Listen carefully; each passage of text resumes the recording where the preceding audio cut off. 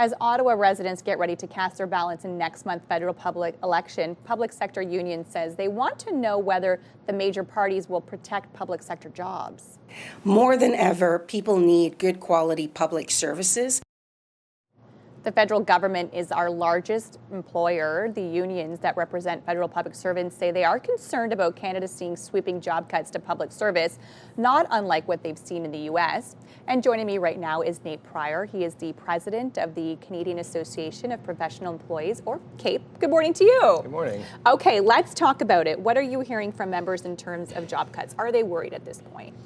I think members, like a lot of Canadians, are very worried. We're in a national crisis right now, and we want to see a strong response to this crisis that we didn't choose, that Donald Trump provoked.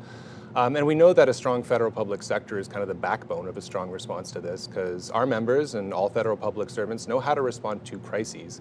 We've done this before, right? We did this with Donald Trump the first time. We did it during COVID, and we're ready to do it with Donald Trump again right now. But what we need right now are supports for working Canadians, for Canadian businesses, to get us through the next 4 years. We need bridges for our economy to get to a new place as we try to de-link with the American economy. So we're going to need things like big relief programs for potentially large numbers of unemployed workers. Our members write those programs.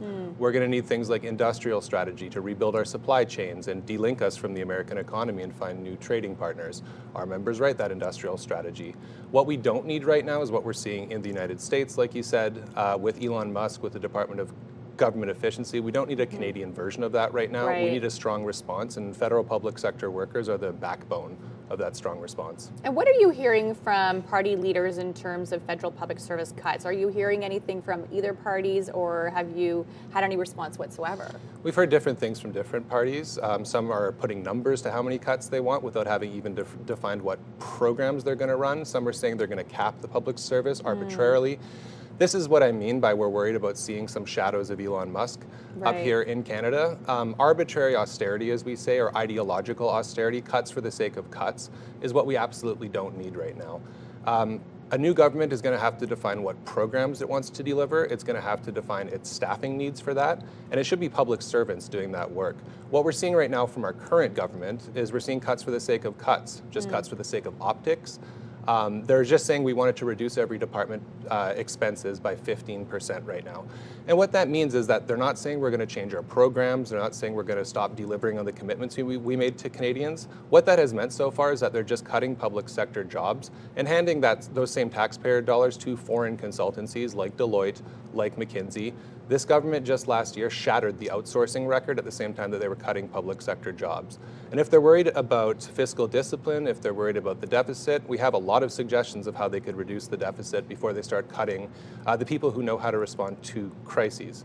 For example, on the remote work issue, that's another thing that Elon Musk did very quickly.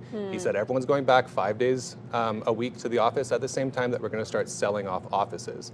And that was an intentional attempt to get people to quit. But right now, we're seeing a version of that in Canada. They're selling off offices to turn them into housing, which we support. We're in the middle of a housing crisis, and we think our offices are a great first option to start to build homes for Canadians. But what you can't do is say everyone needs to go back into the office at the same time. That makes for a horrible workplace, and it's just a huge waste of money, too. We spend $2 billion a year on offices that we mostly don't need. Federal workers learned how to work remotely during the pandemic without supports. We were actually more productive during that time, and that's not just me saying that, that's Stats Canada saying that.